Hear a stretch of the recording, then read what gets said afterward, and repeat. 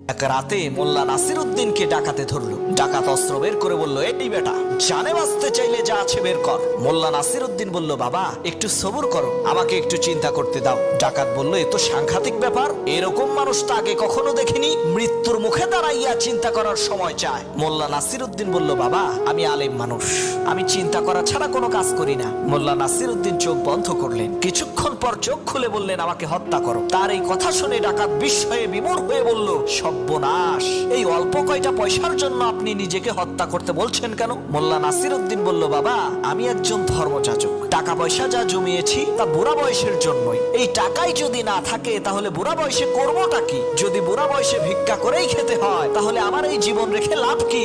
জীবন তো পাইছি ফ্রিতে, একদিন তো মরতেই হবে, তাহলে তোমার হাতেই মরি। ডাকাত বলল, হুজুর আমাকে ক্ষমা করবেন, আমি চলে যাচ্ছি।